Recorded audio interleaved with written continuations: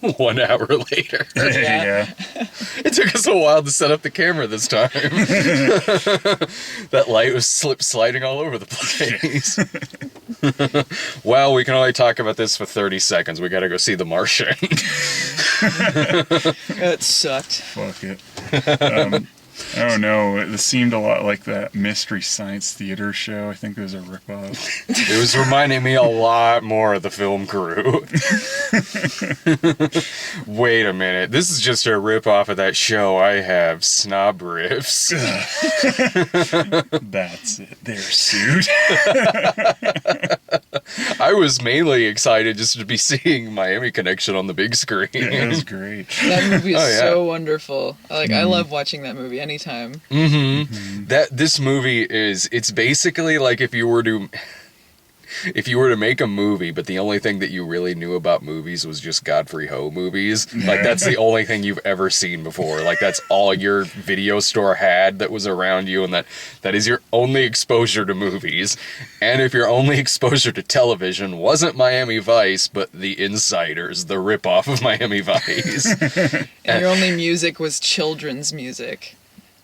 Or like knockoff hair bands. I think they were tough guys. Yeah.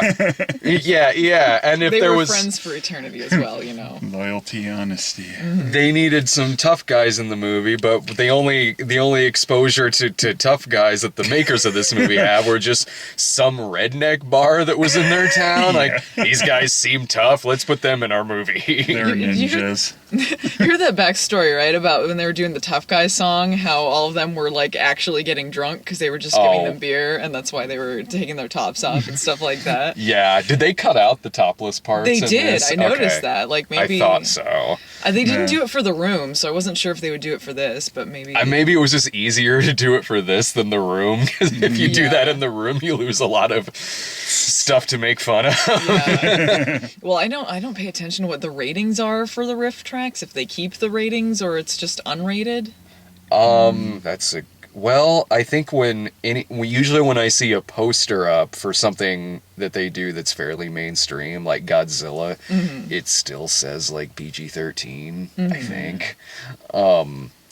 That would be hilarious if we were carded at the door to go see Miami Connection. Well, that's what I was wondering. I was like, maybe they just had to make the room R, because even if they cut out the nudity, they're still like, don't touch me, motherfucker, and stuff like that. And this But Miami this- Connection is totally an R. Yeah. At least for... if you cut out the boobs, there is the violence. This is the violence. The violence would make it an R. Yeah. Like the decapitation scene. Oh, and yeah, that's true. the guy with half of his face split and the I'm so amputation. desensitized. I'm like, this isn't really that bad. If you take that out, it's like a child's movie. Right? Decapitation.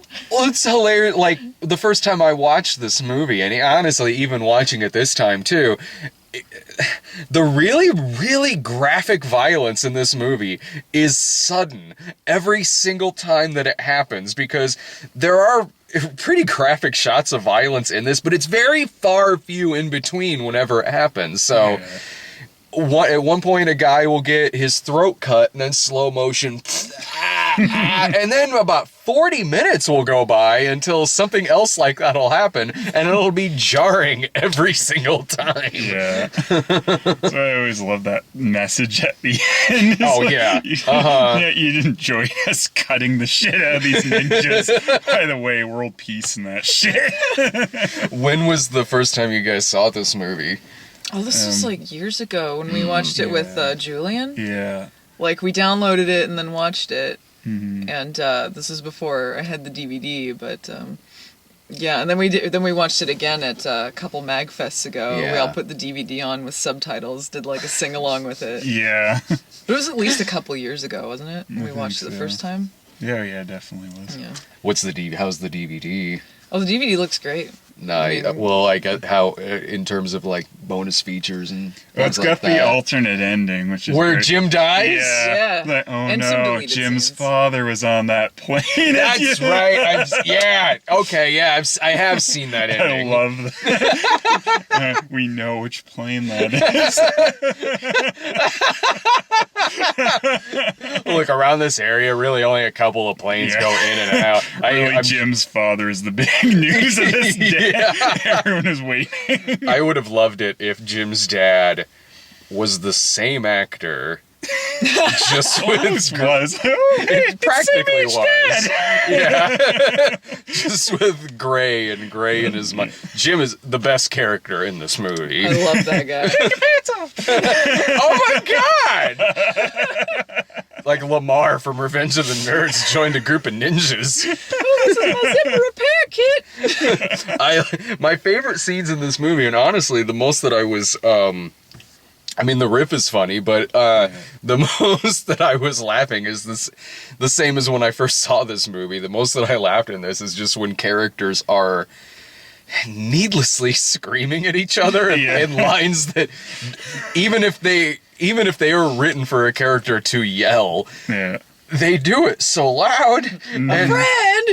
Yeah. And the two guys at the beginning who are screaming at each other, the bearded guys, like, and then it turns into a fight, but it's just yelling at the top of their throats. And even Jim fighting with Dude because he's holding his letter away from him, which just turns into this, like, friendship over, like, screaming match. Give me the ladder! I'm not going to scream like him, it'll throw my voice out. All of YK Kim's lines are just shouted. Yeah. I thought we all It's just him struggling to talk. Listen to me! I speak English. Pizza is good! It's good. We want no trouble. Like, his shouting, I've seen, like, that's the kind of shouting I've seen in, like, in, you know, Godfrey Ho movies or any movie, really, where you got a guy like this and he's trying to speak English. Like, but the other actors in the movie is kind of like how actors probably talk if they think that they're going to be dubbed by another actor. But oh man, no, that's just right there in the movie, isn't it? One line where that big guy says something about 1969. Yeah, we haven't had that since 1962. What?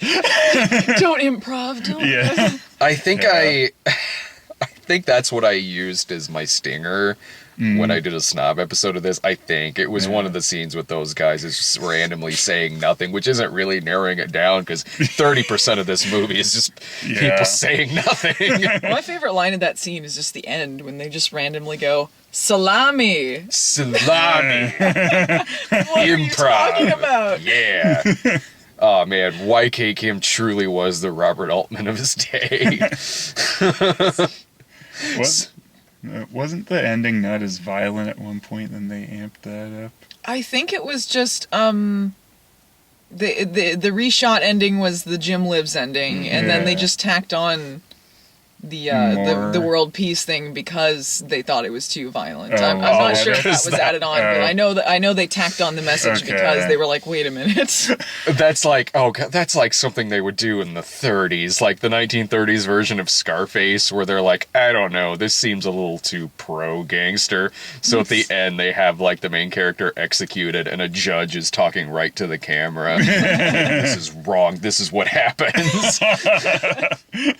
Boo. We should have kept that in the next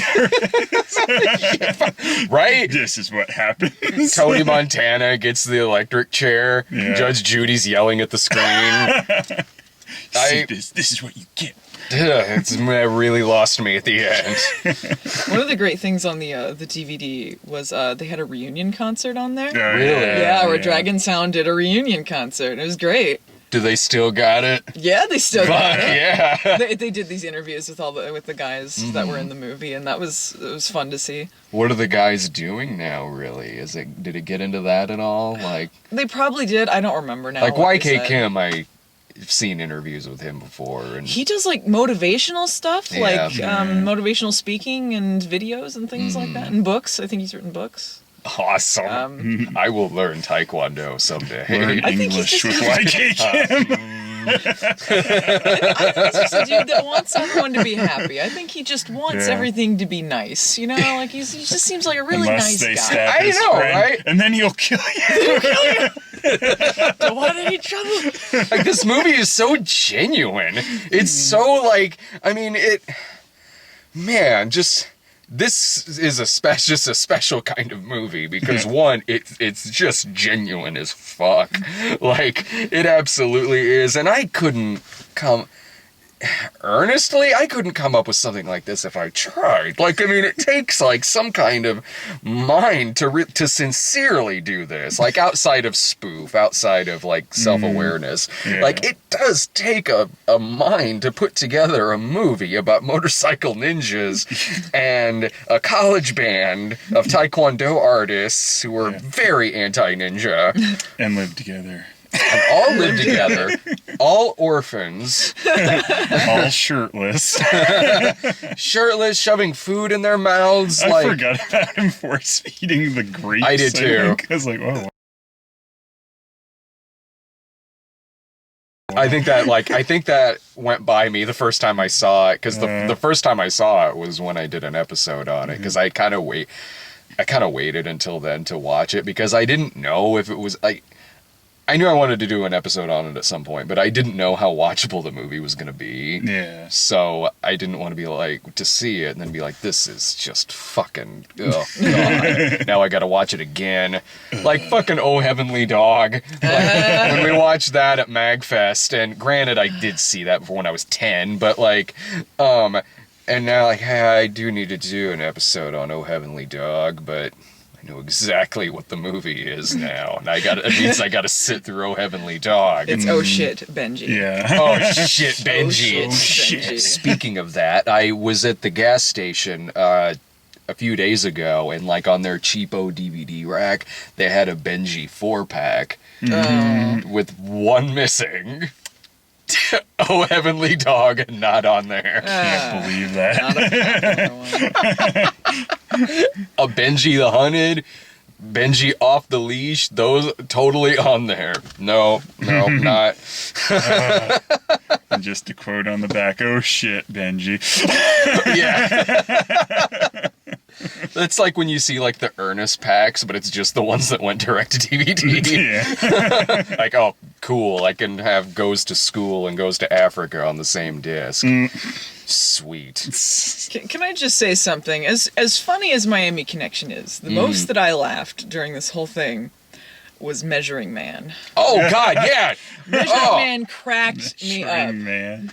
That was amazing. That was one of their best shorts, I thought. And it was weird because our showing started in the middle of it for some reason. It did. They, for some reason, they jacked it up, and so we didn't see the beginning. But right as the milkman is starting to leave and then become Measuring Man. Becomes Artie the strongest man in the world.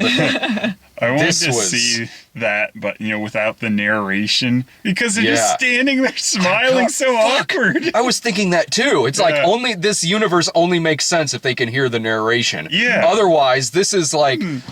Well, the worst was when the milkman's sitting there, and then they have that, he slowly looks at the camera and smiles and nods. It's like, oh my God. That fucking picture the kid they used for that transition. Like spinning transitions in this thing. This is essentially like if a superhero exists in Balloon Land. That's what this is. And it's because I guess since this is live, like I guess they started a few minutes early, so when it cut into us, it had already started. But like this guy, he's in a Superman outfit, but he does look like Artie the strongest man in the world, and he's got like instead of S, it's like MM for Measuring Man, and he's going about the most complicated way to tell this kid about measuring. Like, oh, you could measure in apples, or you could measure in bats. But some bats are smaller than others. So you can't use that because it'd be practical if all bats were the same.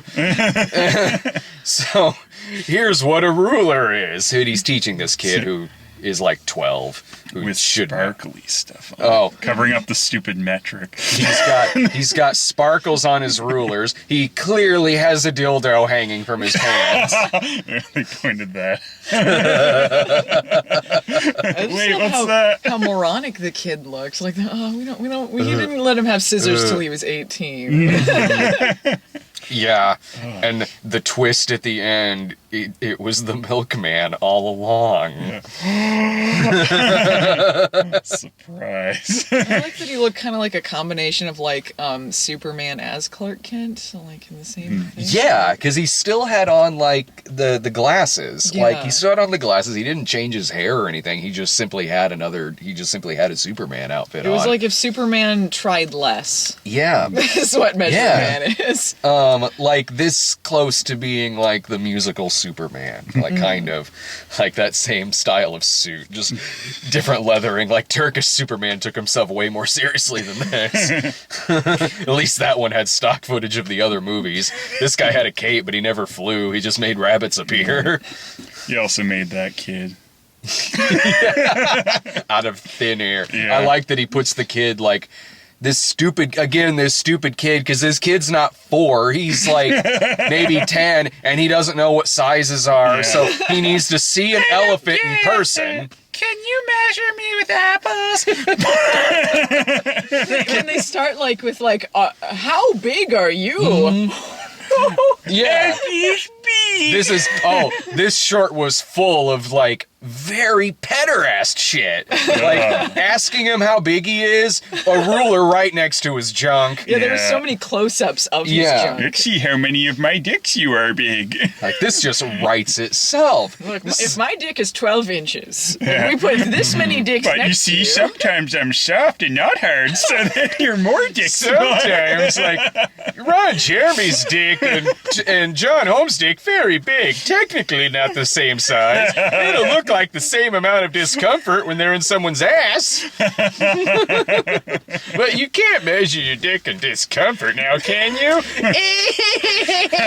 Bunch of dicks and jump cuts. Boing, Oh, boing, God. boing. Like, this had to have been, like, the easiest riff to write. It writes itself.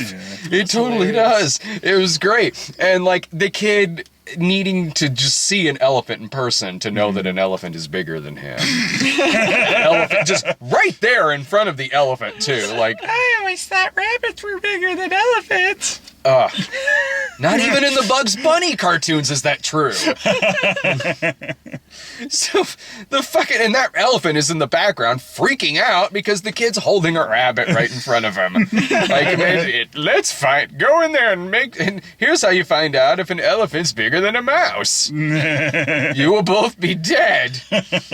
Not very safety conscious in the 50s, Yeah. 60s. Yeah. This one. Oh, this Look, he's a scene- measuring man, not safety man.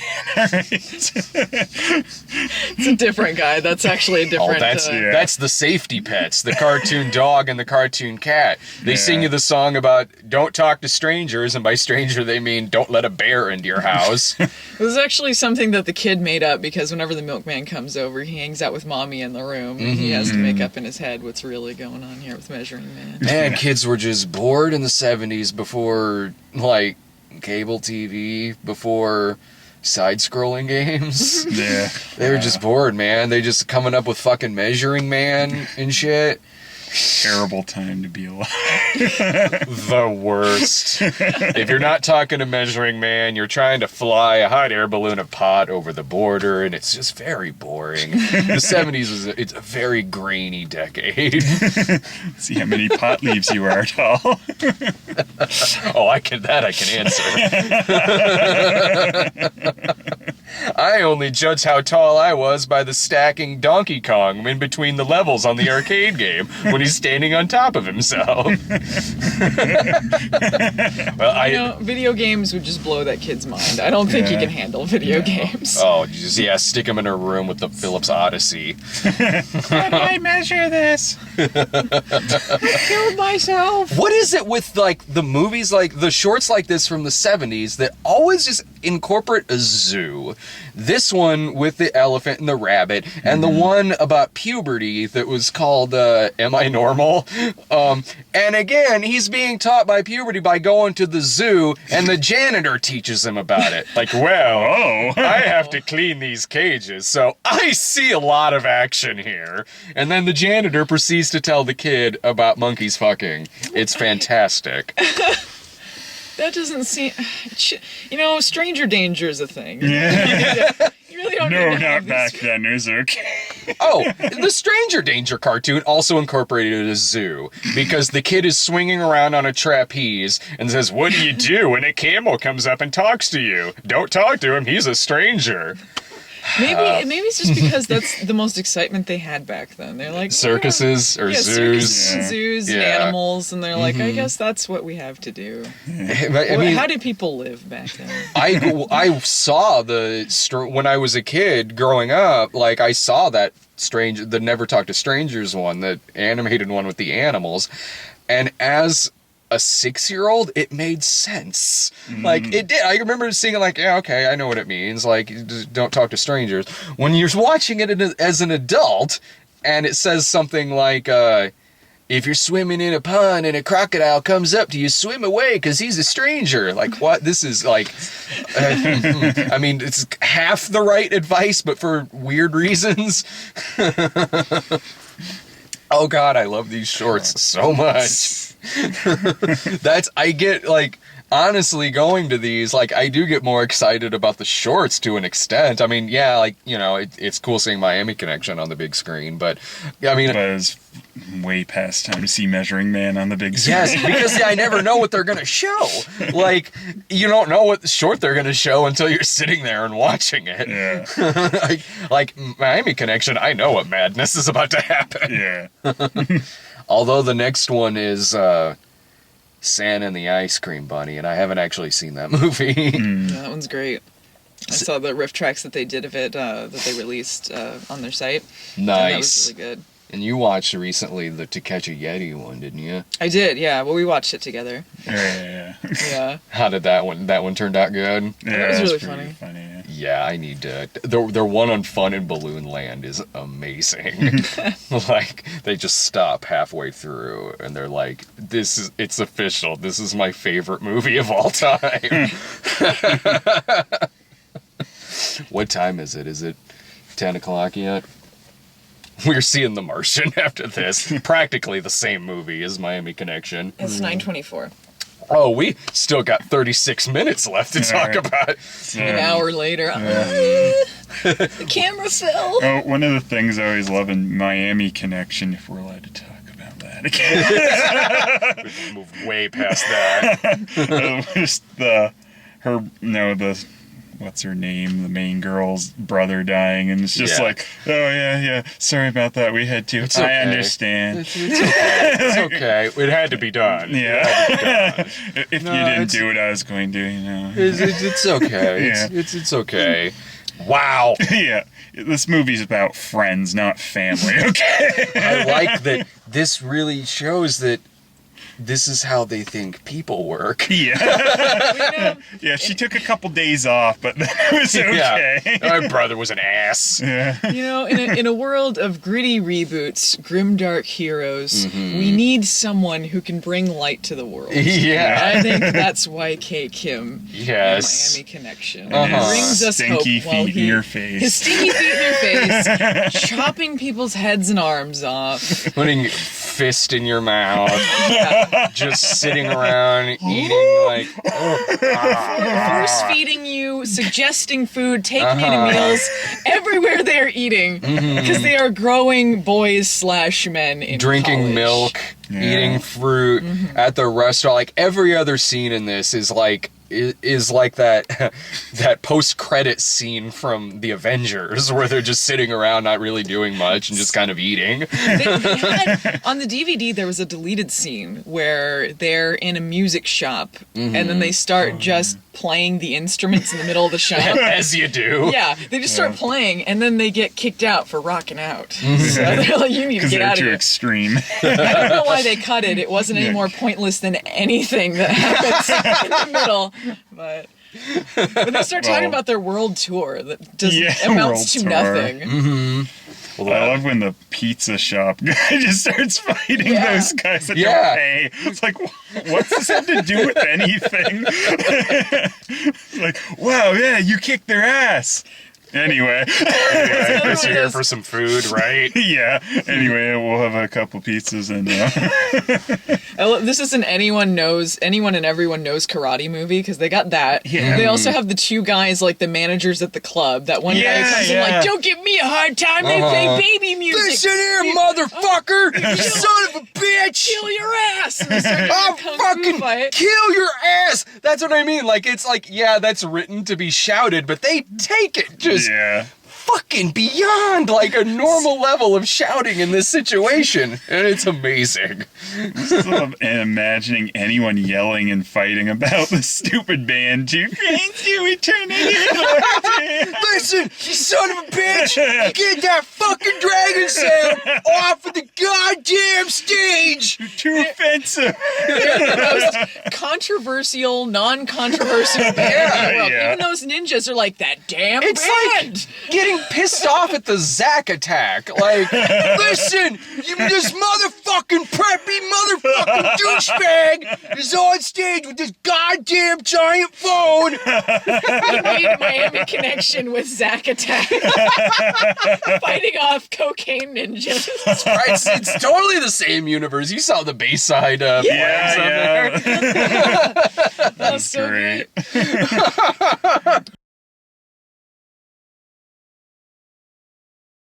I really like the joke too with the white ninja comes in like, "Oh, we're in black today, huh?" Yeah.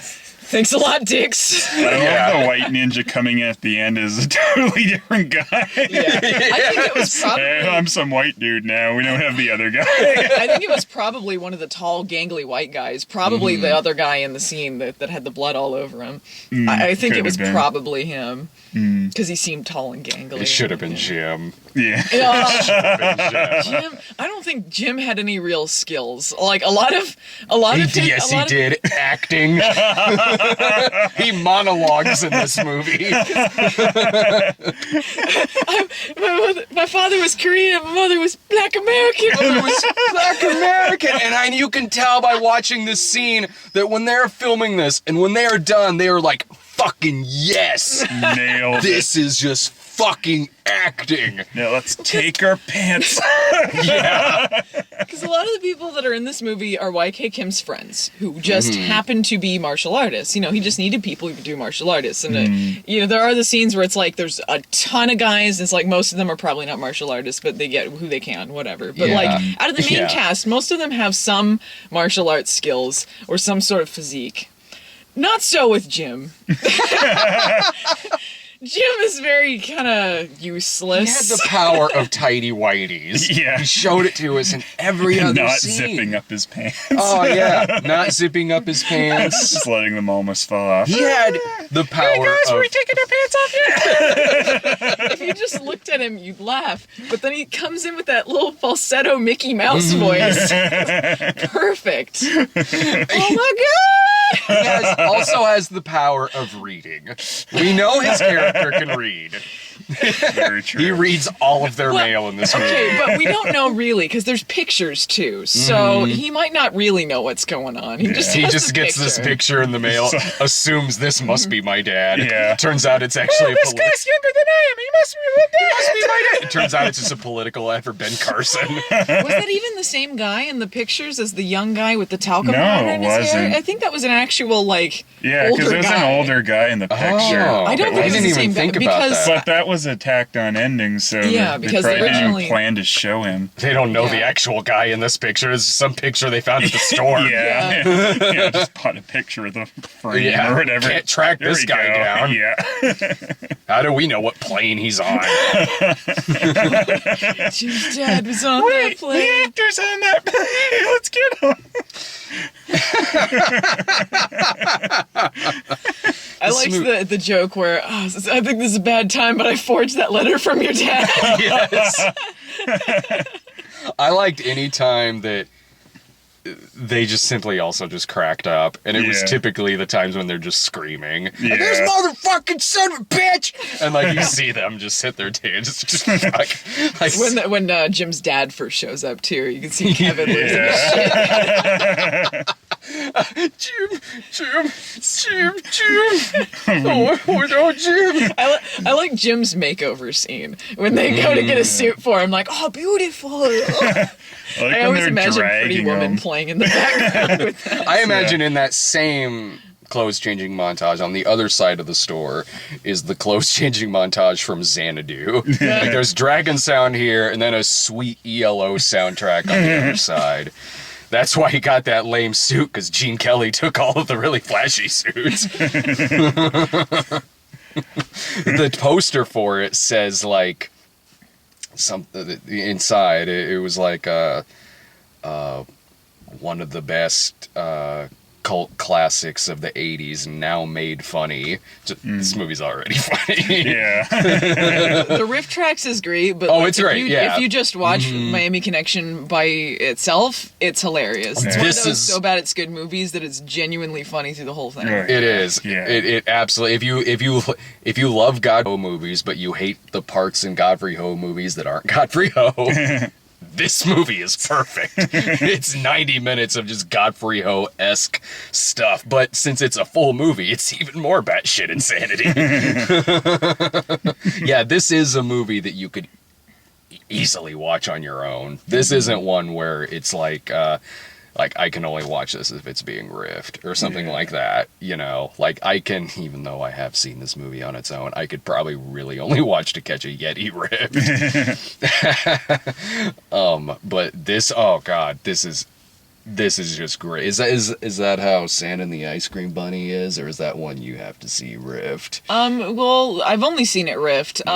The short in the middle of it, the Thumbelina short, was pretty hard to sit through. The stuff that actually had, which I guess was most of it anyway, but the stuff with the actual bunny and the Santa Claus was hilarious. Excellent. And the one that they're gonna do in theaters is gonna be different anyway, because it has a Jack and the Beanstalk. Oh, that clip was amazing. Yeah. So I think it'll be funny. This beanstalk fucking rope and the golden hen. Yeah, the Thumbelina thing was similar, but it's when it goes on for a while, eventually you start kind of tuning out. Like, it's just still going. This Thumbelina. Where's Santa Claus gonna come back in? Like, I'm on the beach. Well, don't you love it though when you maybe watch something unriffed, but it's one like maybe you've seen this Mystery Science Theater episode a lot, so when you do watch it unriffed, you can still kind of hear, like, in the back of your head. Yeah. Like, that happened to me with when I watched Pod People and Manos. Because those I watched unriffed.